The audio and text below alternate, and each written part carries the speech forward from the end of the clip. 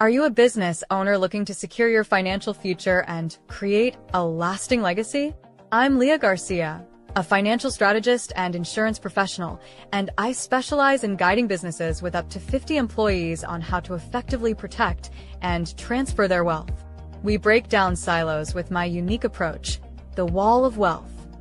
Imagine a seamless collaboration among your CPA, tax attorney, estate planner, and insurance expert, each playing their part in perfect harmony, ensuring your financial strategy is not just effective, but a true masterpiece. My passion stems from my own journey, from growing up on food stamps to dreaming of building community centers that empower others.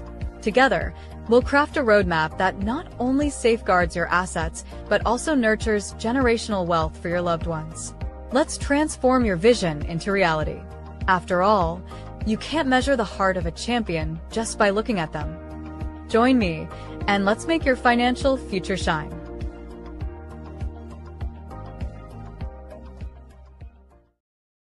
And we are live. Welcome to this edition of Wealthy Wednesday. I am so excited to be here and very, very excited to have all of you. Please come on in, champions. Today is going to be fire. And if you have a man in your life, you definitely want to hear this episode.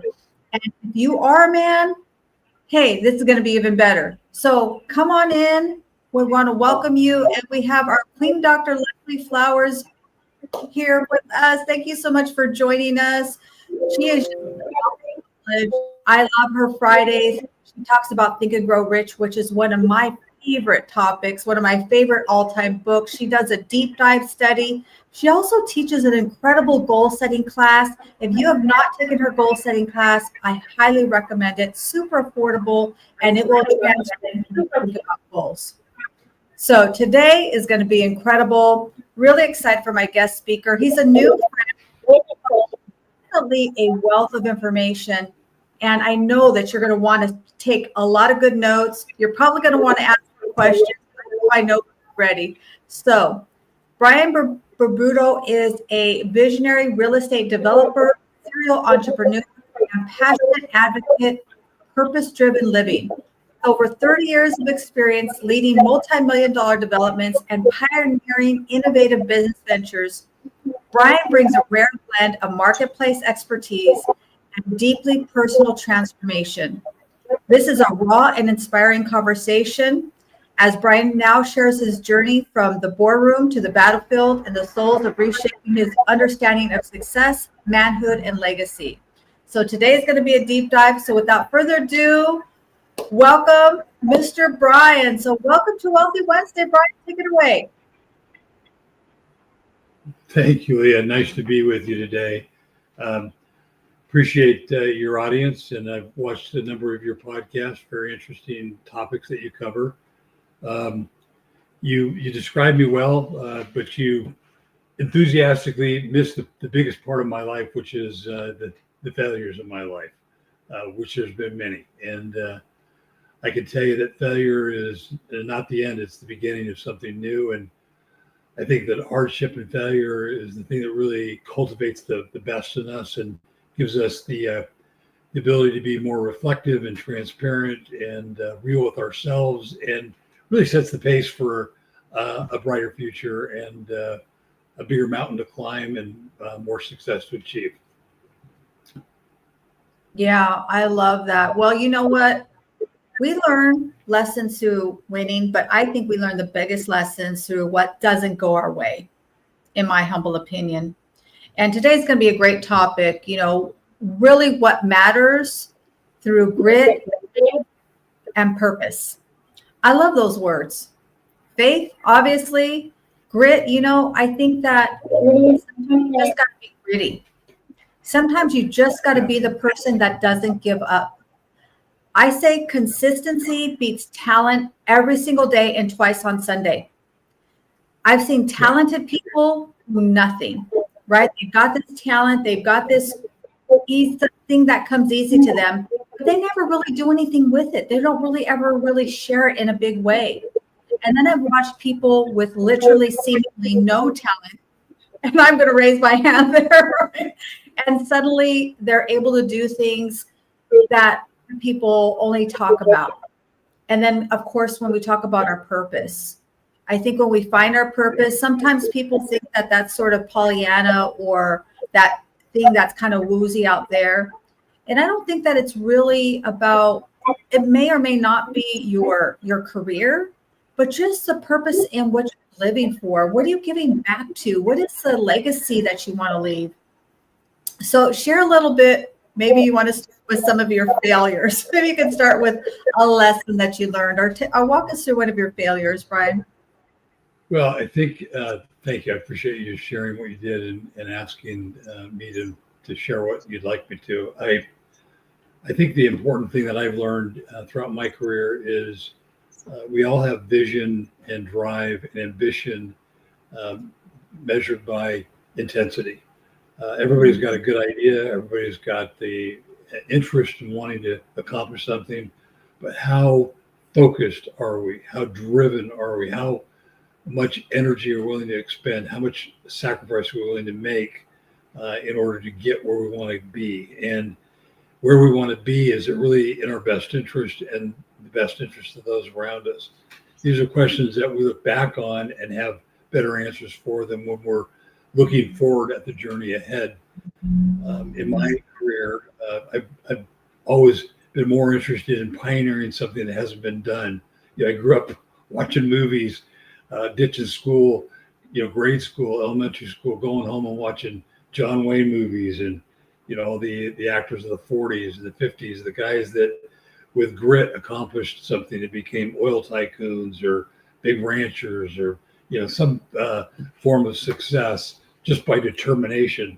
And that inspired me. It inspired me because I was in a tough homestead situation and I wanted, better life. And so doing the mundane for me has never been of interest, going out and conquering something.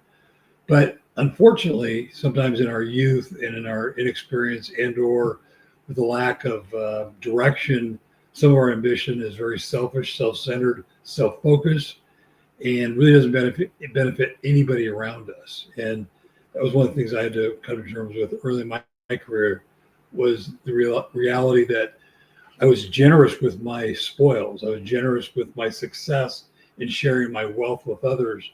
But getting to that point of success was all about me saying to the world, look what I can do and look who I am and what I can achieve. And, stepped on a lot of people in the process, hurt a lot of people in the process. And, those are some of the regrets that you have in life that you try to make up for by learning from that experience and saying, okay, it is more about the people. But in my case, I've come to the realization that success in business is nothing. It's meaningless as far as pleasure in life.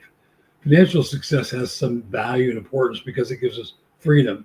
But true success is how we feel about ourselves and how the people around us feel about us.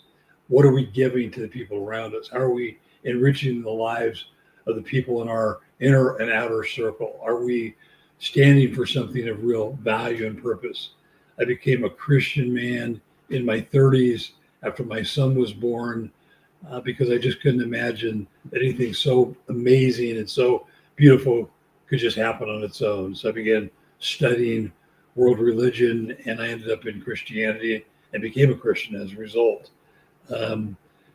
In looking to create a better environment for my child and my then later daughters that came into the world, it was really more of a focus for me to have business success because it provided financial success, but to create the best environment for them to grow in. And that really became an exercise of self-discovery and getting to a place of really wanting to be a better human being. And being a great father is a great thing. Being a good father is a good thing. It's not the end all, but it's a really satisfying and gratifying thing to do. To raise your children to say, hey, you're the best dad ever. That's a great thing. But maybe I'm going fast, but I think that while I listen to some of your podcasts, I listen to the value proposition that your guests bring to the table and can offer to your audience. And if I was speaking to your audience or any audience, I would always want to say the same thing. The quality of your life, the time that you spend growing and feeling good about yourself and about what you're doing is key to how you affect everybody else. Because you can have the intention to be good to your inner circle and your outer circle, but without the realization that you really like who you are and you really feel good about who you aren't any good to anybody. So that to me is number one, getting to that place of self-discovery so that you are the person that you respect the most. Yeah, so many golden nuggets there. I told you this was going to be fire. So what I think about is, first of all, I say we're complex individuals, aren't we? Yeah, We're very complex. And I always say that true wealth, having success in the 7 F's. I call them the 7 F's. In our faith, our family, our finance, our fitness, and fun. Fun is fun when we have a little money. And I also added 2 more, which is the philanthropic and food. I'm a foodie. I love food. You can have nicer food when you have more money, right? You can eat better. And I believe that givers gain. What good does it do us to amass this wealth if we're not going to do anything to impact the world? And I always say that anyone who's connected to me, it's because they're the one in the family to change their family's last name forever.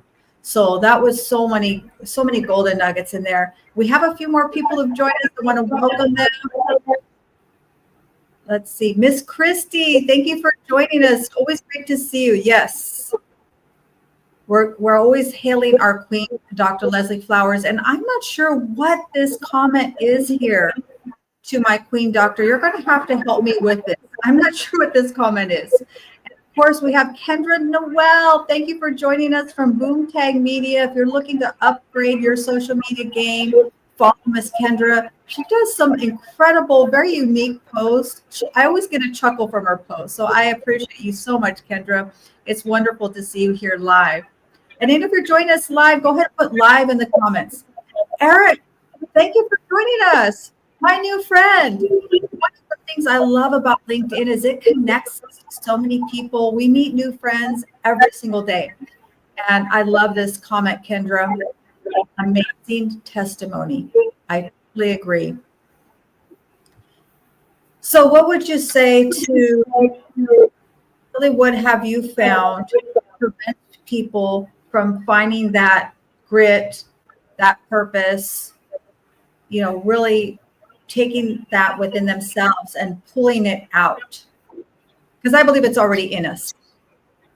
Yeah, it's good question, and something I get asked a lot. I had double knee replacement surgery a couple of years ago, and as a result, wasn't driving very comfortably for a few months. And I did quite a bit of Ubering, and I actually began to really enjoy the whole Uber experience because it gave me an opportunity to meet somebody kind of out of my circle and to hear their story and to hear about how Uber was working for them and what they were after in life, and really give me a different kind of frame of reference. And it plays into your question, and that is that we all have things that we enjoy doing.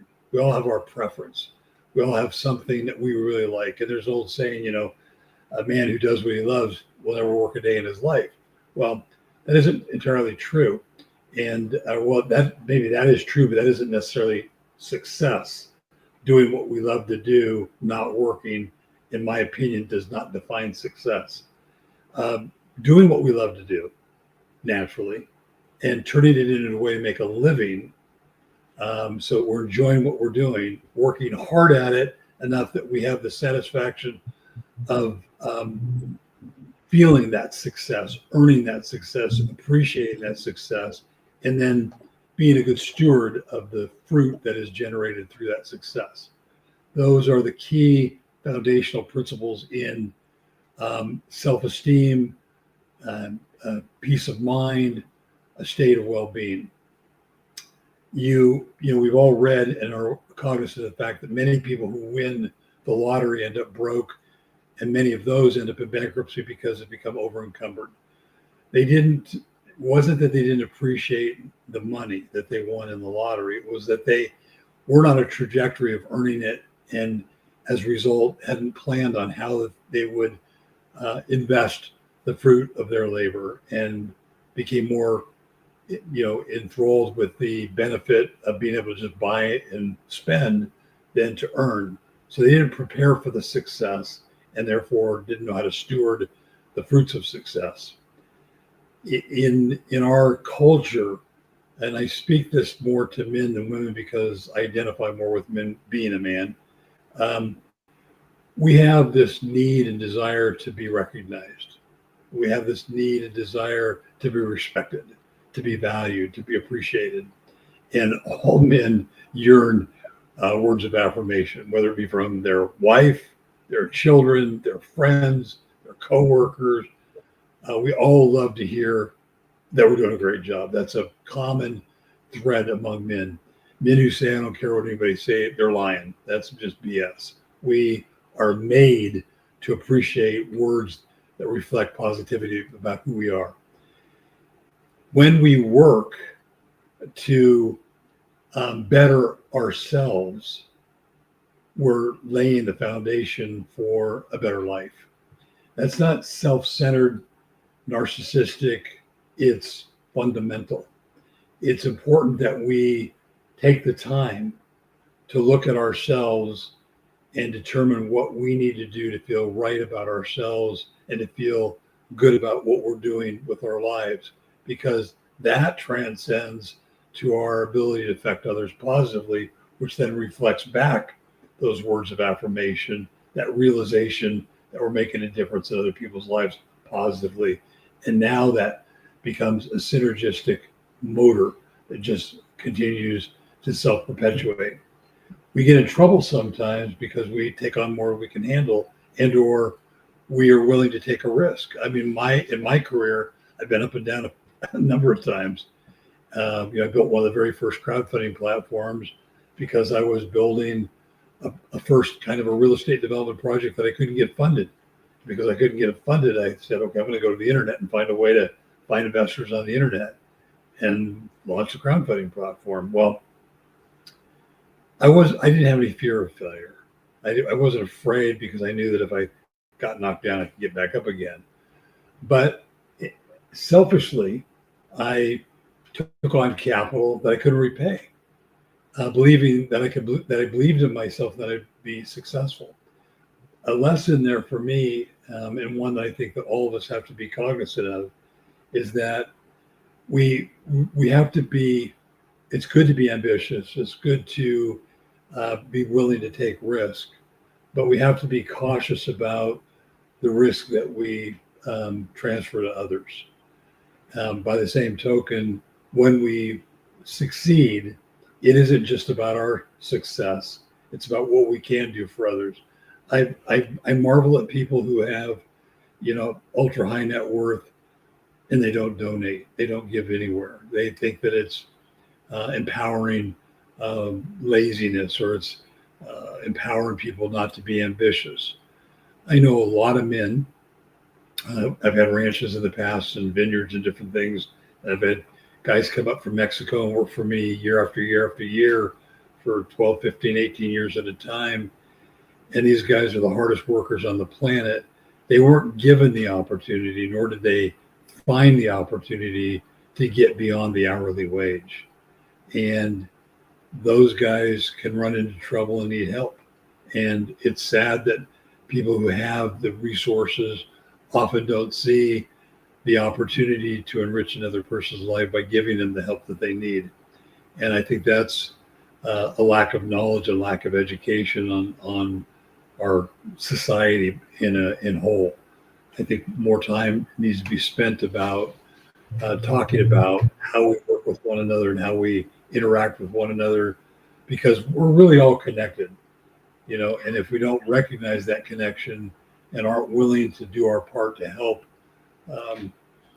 it breaks down to be less than it can be. I feel like I'm just going on and on here, and I want to give you a chance to finish. Lots of golden nuggets, a lot to unpack there. So I want to welcome a few more people who have joined us, champions. Christy, I'm not sure if I welcomed you, but thank you for joining us. She's a customer service professional. And I would say she's just a fan that everyone needs. Everyone needs a Christy in their life. She will follow you. She'll highlight you. And we all need that, right? We all need that EPR. I appreciate you so much, Christy. It's great to have you here. And my good friend, Meryl. Thank you so much, Meryl.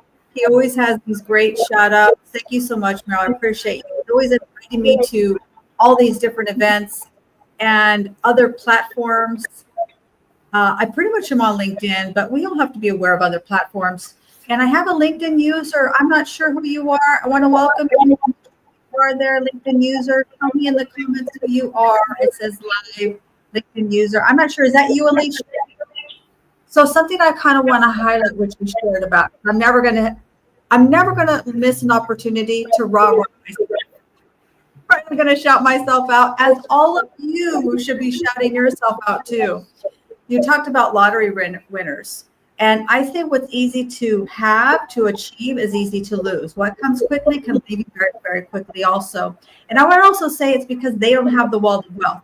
If they would have put the wall of wealth in place, my one-page financial plan, they would have been okay. Right? But they probably don't know me. So I got to get to know them. You talked about men with the words of affirmation. I have learned this so much. We talk about the love languages, the 5 love languages, but I totally agree that I find most men really do respond to words of affirmation. I'm just going to leave that there. I'm just going to leave that there. And you talked about being ambitious, willing to take risks. It's not just about our own success. And I think about it this way. There are other people who are tied to our little red wagon.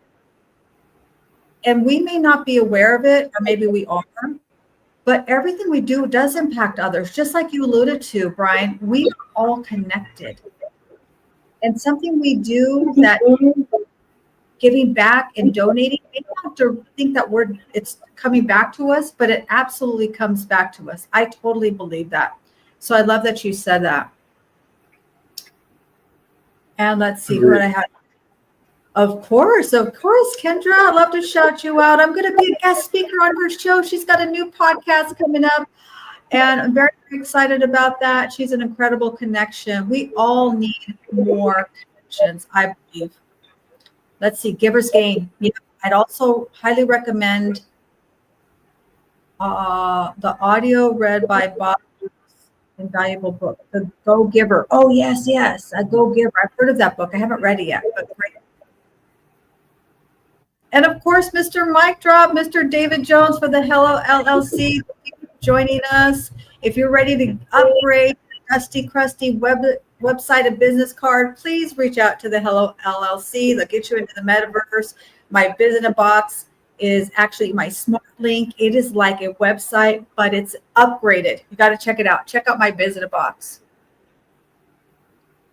So I would like to know, Brian, what really brought you in to really talk about men and their relationship to success?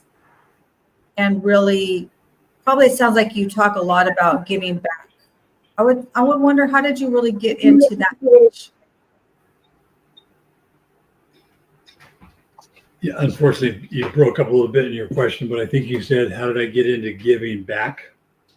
Yeah, how did you get into really teaching men and about highlighting them about giving back and having success? Because I know you've done a lot of different things in real estate and a lot of different things like that, but it sounds like more now you're highlighting, really focusing on teaching men and challenges they have. So my career has mostly been about real estate development and technology. And one of the threads common in my career has always been my willingness, let's say, to give other men a hand up, not a handout, but a hand up. And my own growing up, my formative years, my own self-discovery was a pretty troubled journey. And I was given by the grace of God, at the age of 18, kind of a second chance at life. I was on a construction site. I was electrocuted.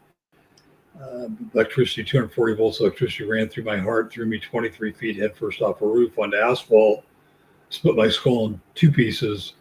By the time the ambulance got to the site, I was dead. They revived me, but then I died again before I got to the hospital. I was DOA when they wheeled me in. They revived me a second time. 9 days later, I came out of a coma, and I had months of rehab to get kind of back to normal. I was clinically dead twice. I believe I had died and was given another chance at life. That was a bit of a turning point for me, as you can imagine. I believe that all of us, and I know you have a lot of women on the show, and I appreciate you, and maybe this will give you some insights about the men in your lives.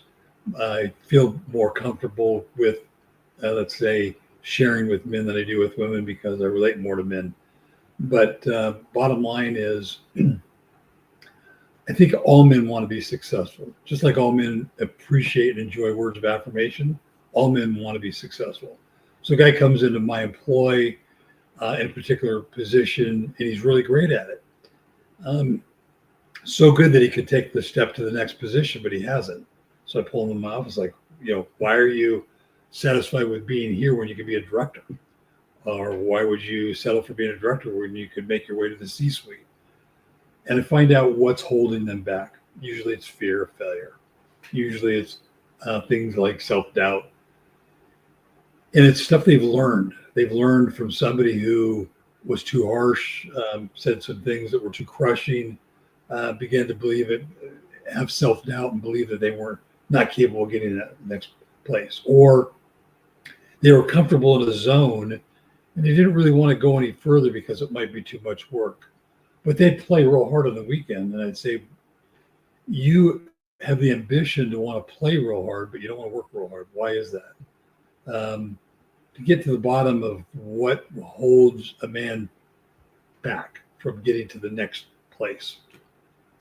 And what I've found is most men carry a lot of baggage. And so I began studying and having exchange with men looking for commonalities. I was blessed to have a business partner and very, very dear friend of mine was a grandson to General Jimmy Doolittle, a gentleman who had spent 17 years in the FBI before he went into private practice and leased an office building from me. And at that point, he and I became very good friends and then became business partners. And then a number of years later, he ditched the plane on our runway and was killed. We spent a lot of time talking. We'd be up at 15,000 feet on a flight somewhere, and we just talk about life.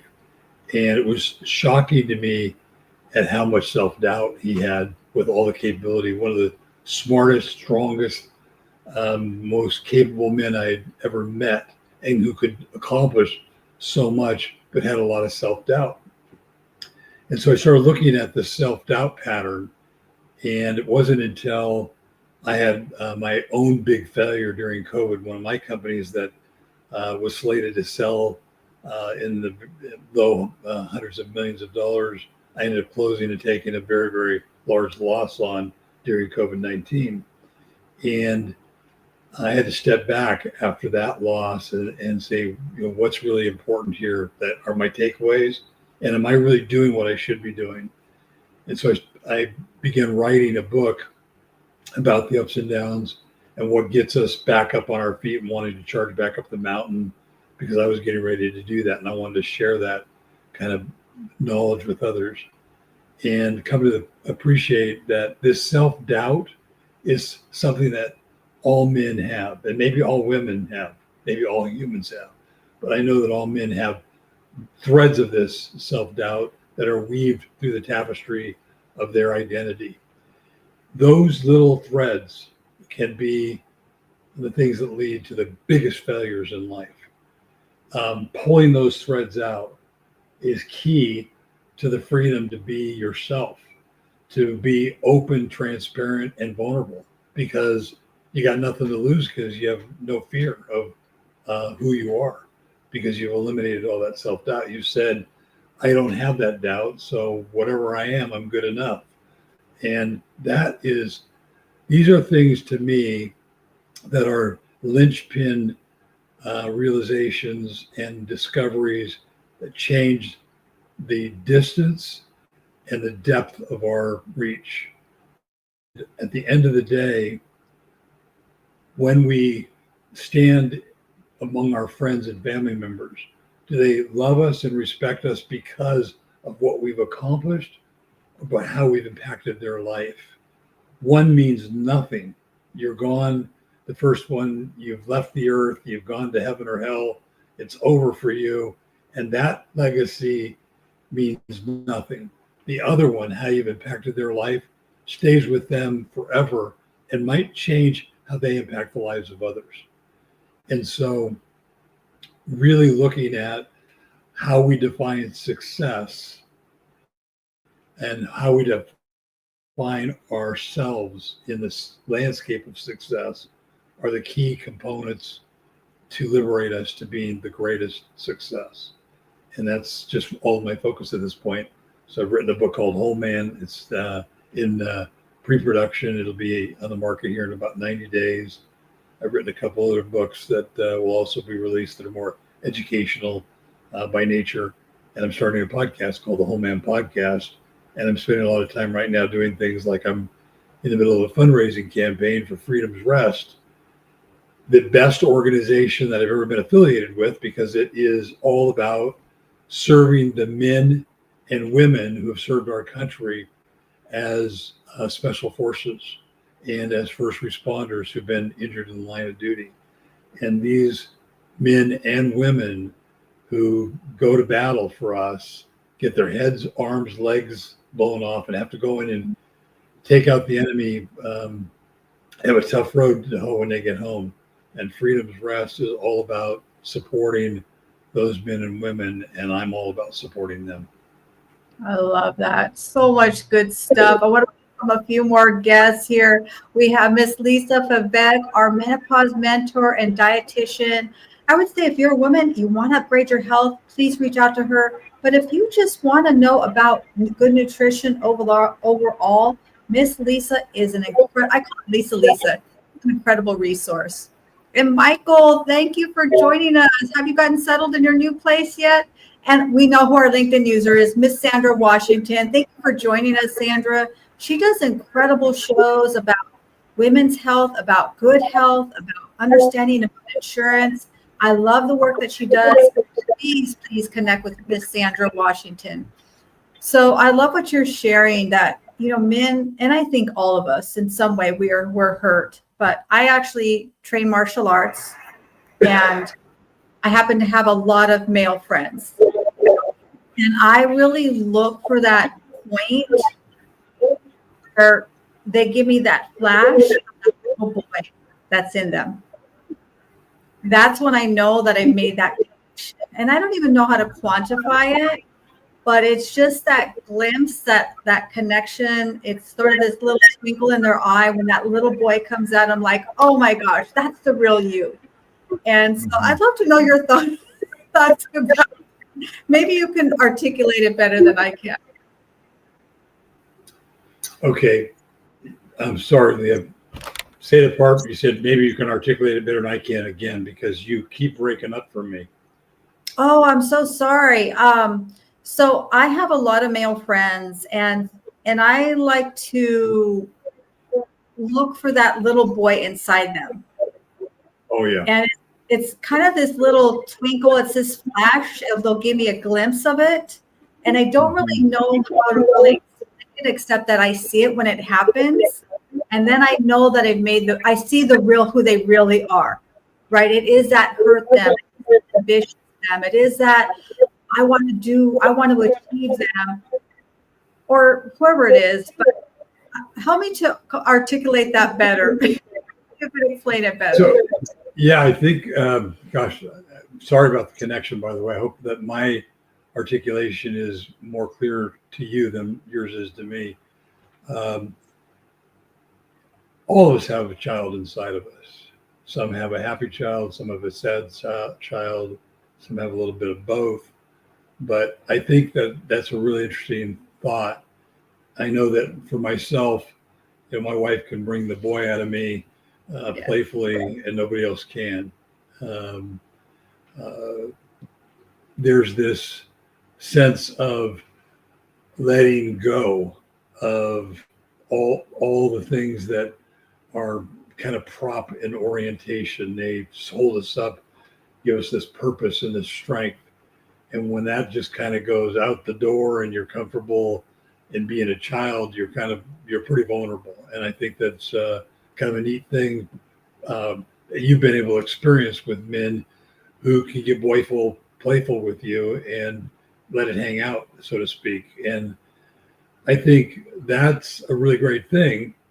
It's also a really great thing for a man to be able to be vulnerable enough to say, here's my fear. Here's my fear. And here's what's holding me back about my self-doubt. And when a guy can do that, he's one step from shedding that anchor, detaching from it forever, letting it go. I know that, I'm a big guy. I'm 6'4", 260-ish. Well, I'm down right now. I'm probably 250 or 240, but I've always been a big guy. And guys like big guys when they're nice, and they hate them when they're arrogant, and they want to knock them to hell and back if they are condescending. And I was in a restaurant with my wife one night, and a guy ran up to me and he put his face in front of me. He goes, "I ain't afraid of you." And I looked around, it's like, "Are you talking to me? Because this is the first time I've ever even seen you." He's like, "Yeah, I'm not afraid of you." I said, "Well, that's good. I'm not afraid of you either. Have a nice dinner." And I started walking away. He goes, "No." So he said, "What's really bothering you? Why did you feel the need to do this?" Well, it turned out I reminded him of his father. Wow. And his father was long gone. There's something about my personality that just hit a chord. And his father wasn't very friendly to him. Didn't make him feel very good about himself. And so he was basically taking his dad on. And when we got to the core of it, we left the conversation with a hug. And he was feeling better about himself. And I was glad I didn't have to, knock him across the room just because I was incapable of being patient. But, men need to be able to be vulnerable. That's the real bottom line. And it's hard for a lot of men to be vulnerable. But when they have a friend they can be vulnerable with, like yourself, that's a beautiful thing. That is so awesome. I love that. And we got a lot of new comments. We're going to have a quick word from our sponsor, your favorite sponsor, which is me, and we will be right back. Quick intermission. Are you ready to take control of your financial future? Introducing Leah Garcia's Wall of Wealth, the ultimate one-page financial plan to protect, distribute, and transfer your wealth with confidence. Whether you're a business owner or just starting your financial journey, this step-by-step guide gives you the tools to create a solid foundation for long-term success. Don't wait to transform your money mind shift. Download your free copy today at leahgarcia.io and start building your wall of wealth now.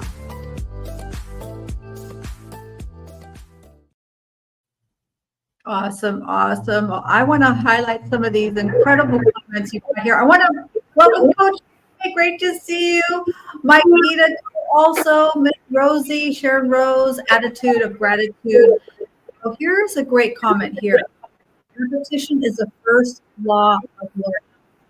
Yeah, repetition is the mother of learning. It's the same for women, she says.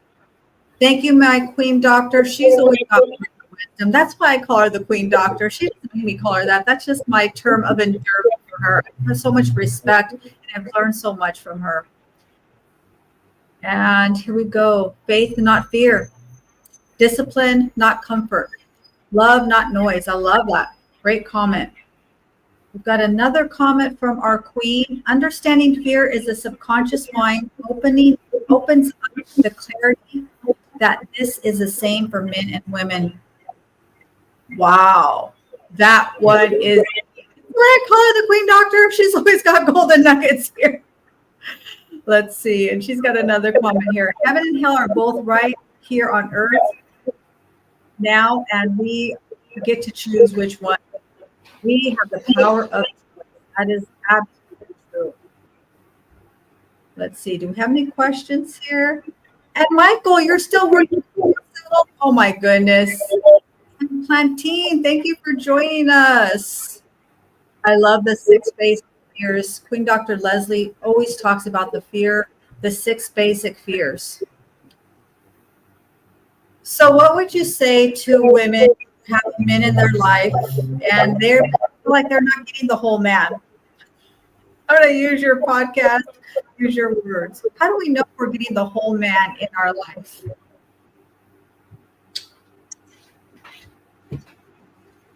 Can you repeat it? How do we know if we're getting the whole man, the men that we have in our life? How do we know that we're getting all of them? How do we know that we're getting the whole man in our life? Because I think, and I don't know, maybe this is true for women too. My women friends generally will open up pretty easily, or my women clients, but men, it's a little bit more like there's always that's why I look for that point where I see that little boy twinkle. Okay, I just call it the little boy twinkle.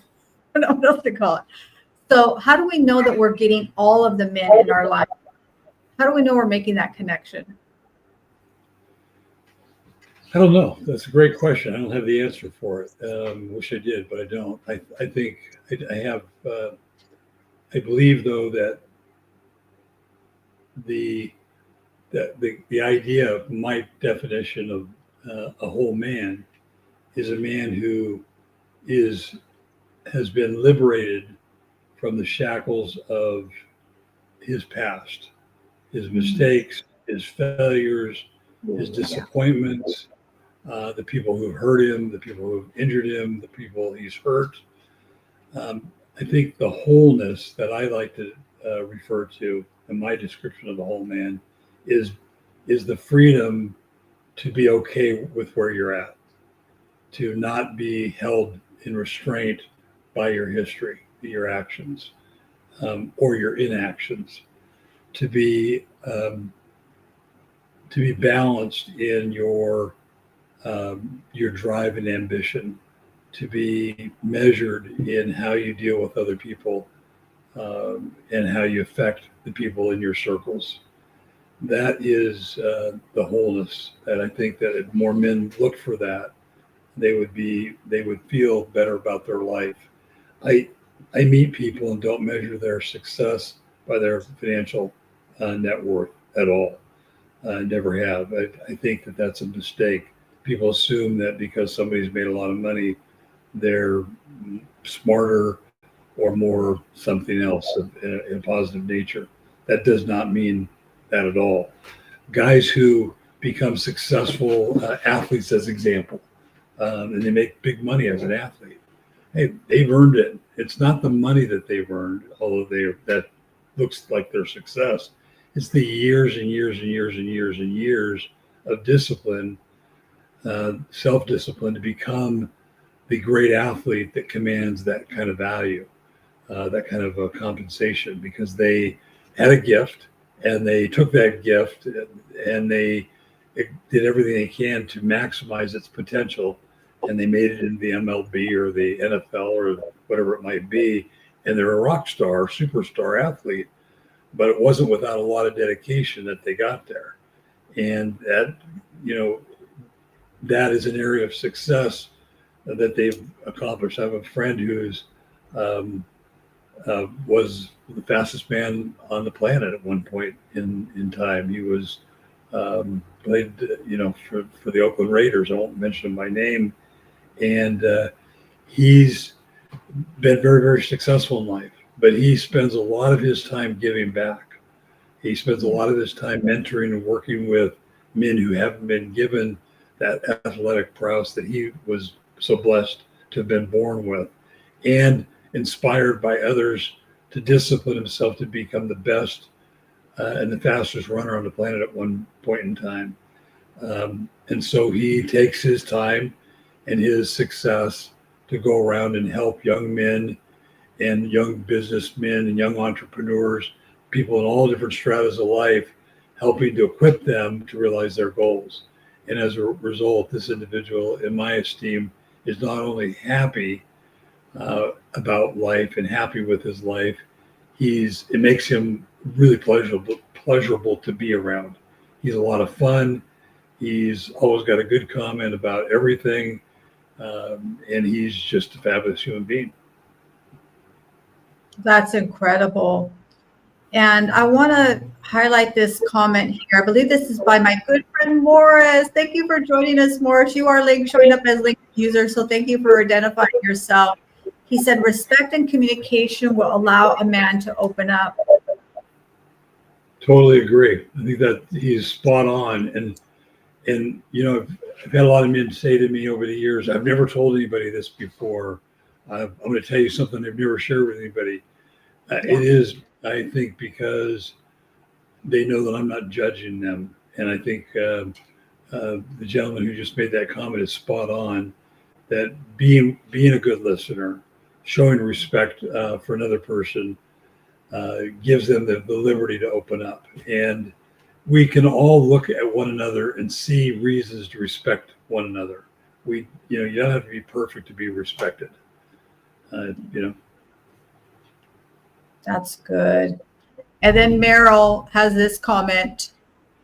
I think he's referring back to when you were talking about being a big man. He says it's the same for short guys too if they have the Napoleon complex. I don't know if you want to respond to that, Brian. Yeah, it's a sticky wicket. One of the toughest guys I've ever known in my life is one of the shortest guys I've ever known in my life. And one of the biggest hearted guys that I love more than anybody on the planet is one of the shortest guys I've ever known.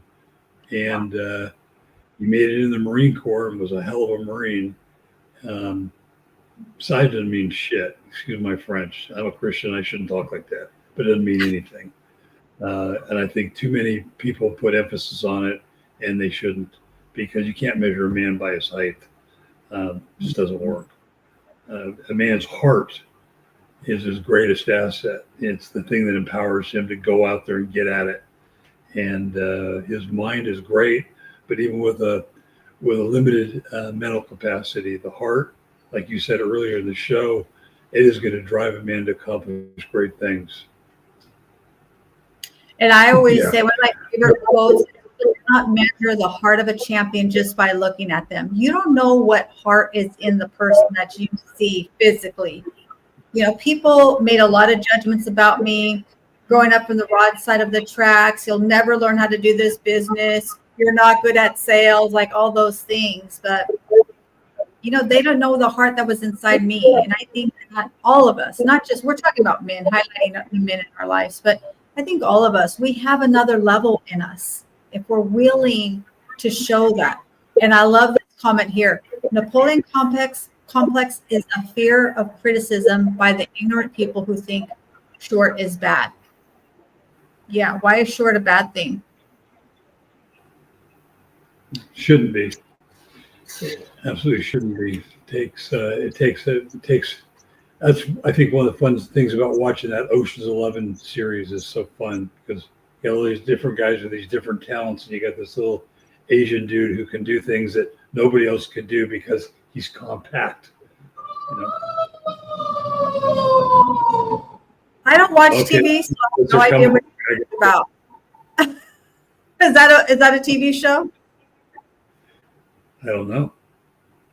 Ocean's 11, is that a TV show? No, movie. A movie. Oh, okay. I don't watch TV. I don't see very many movies. I'm not a big movie buff. So I go to the movies maybe twice a year. So the movies I know are pretty outdated.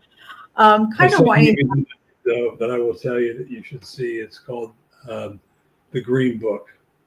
One of the best movies I've ever seen. Fabulous story about two men who, under normal circumstances, would have never become friends and would have never helped one another become the men that they became as a result of the friendship.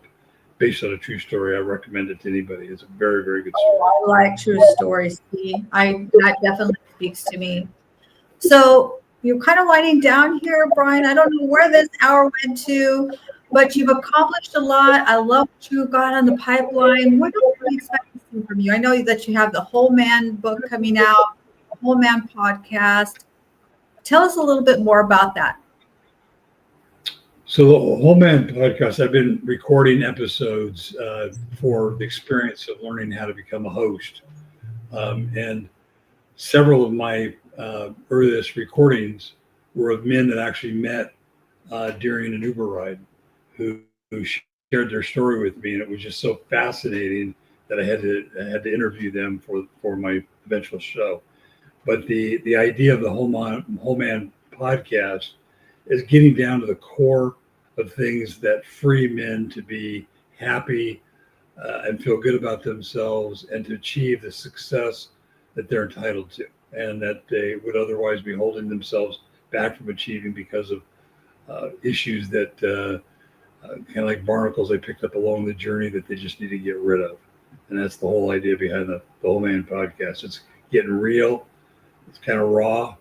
Some of the episodes that we've taped, whether we use them or not, I don't know yet, but they were pretty amazing in that some of the things that were shared were pretty deep and pretty sensitive issues. But, one of my dearest friends who's now deceased had a heart attack last year, suddenly at the age of 56. Very accomplished in every area of life, professionally, personally, and everything he did, he was a success. But he had no limitations, and he knew he had no limitations, but he didn't learn that until he was 28 years of age. He didn't break the barrier of his limitations until then. And so he had two lives, the pre-liberated and the liberated. The pre-liberated was living everybody else's vision of his life for the purpose of satisfying all those people around him. And then the post was becoming the man that he knew he was inside to achieve the things that he felt would define him and bring him the greatest joy. And they did in every sense. And he was a fabulous human being. That's brilliant. You've made a lot of new friends here, maybe some old friends too, Brian. I know people are going to want to. What is the best way for people to connect with you? Right now, the best way is through LinkedIn. Brian.barbuto@gmail is my Gmail address. I give it out freely. I ask people to respect it and not send me trash. But my name, Brian.barbuto@gmail. You're always welcome to email me. You got something you want to talk about, I'm happy to chat. You can get me through LinkedIn. In the next couple of months, the Brian.barbuto or BrianBarbuto.com website will be up and live, and then the book will be on the website. Actually, all three of the books will be on the website, and the podcast will be linkable at the website, and a lot of my project history and some of the projects. I've got 11 real estate development projects I'm involved in right now. They'll all be featured in the website, so it'll all be there. Fun stuff. And I don't know the book you're related to, the Green Book, but I do know the movie, The Green Mile. Now, that is an incredible movie, old movie, but really, really amazing. And look, these fans you have here, Brian. Sean Michael, he says we should connect. He has a podcast and he would love to chat with you. So this is what I love, what I do. Somebody is looking for you and what you do. So please share your comments. Please share your ebooks. You have a podcast, a website. I encourage you to go ahead and share that in the link. So it's for us to get to know each other and connect and also network in the comments. So this was an incredible hour, really went by really, really quickly. So we're going to have my little outro, and then don't go away. We're going to come back to my golden nuggets, my final thoughts. Hey there, I'm Leah Garcia. Have you ever wanted a career where you truly make a difference in people's lives? I'm building a team of driven financial and insurance professionals, people who want to help families and businesses protect, distribute, and transfer their wealth with confidence. If you're passionate about guiding others to achieve financial security, then you're exactly who I'm looking for. Join my supportive, growth-oriented environment and unlock your full potential. Ready to take the next step? Visit leahgarcia.io and let's start building your future together.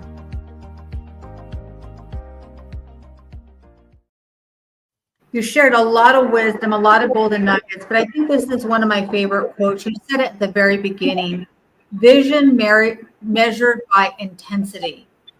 You will know your vision. I think it's true for men and women. You will know if it's a truly your vision by the amount of intensity that is behind it. People tell me a lot of things. So I want to achieve this, or I want to have that, but then there's no vision, there's no intensity behind it. There's no energy behind it. So I absolutely love that. And also, I just love that you are highlighting men and just how they can become their whole man. And like I said, I have 3 sons, and I feel like I see that little boy in all of them. But of course, I'm their mother, so it's easier for me to see that. But I just really do enjoy when I'm able to connect with other adult men in my life, our clients, and be able to access that part of them. That's when it just, I know that I'm on the right track, right? I know that they feel, now I understand. I know that they feel vulnerable enough and connected enough to be vulnerable with me and really tell them what their true goals are. What are those true visions? So you really helped me out. I really love that. And you still got some more comments here. Let's see, Coach K. Where's this comment by Coach K? I love this. I started seeing, I think she said men differently, as well as after listening to them while driving Uber. Yes, absolutely. You drive Uber. Uber should be a psychology class. I love women, but I'm a boy mama. I'm a boy mama too. I have 3 boys, and I feel like I have good relationships with all of them, but with us it's definitely different. Absolutely different. You know, they will do this. With my daughter, I watched girlfriends, and if they got upset with each other, they were just upset with each other. With my boys, if they were upset with each other, they roll around in the backyard and kind of duke it out, and they were happy, and they went off and played in marbles and bubble gum. Yeah. It's like the funniest thing. I just love that about my boys. So thank you so much for sharing your whole heart, Brian. This was a lot of fun. I know you've got a lot of great things in your future. You definitely made some great fans and friends here. And so with that, say thank you so much, everybody. That's going to do it for this edition of Wealthy Wednesday. And remember, if you're here, it's because you are the one in your family. You're the one that should change your family's last name forever. And maybe that means you're the first one to send your kids to college, or maybe you go to college. Maybe it means you're the first one to buy a home or pay off your home. Maybe it means that you are the first one to really build that legacy and create generational wealth and create a family dynasty. You truly can create a family dynasty. I don't care where you're at right now, how much debt or how much money you think you have or don't have. You can literally make one connection, whether it's here or someone else, and go from 0 to hero and transform your life in your family's generation forever. So thank you so much, everyone. I appreciate every one of you. Thank you so much for joining. I appreciate all the comments, and we will see you next week. I got another great show coming up. So love all of you. Thank you so much, everybody. Enjoy the rest of your Wealthy Wednesday.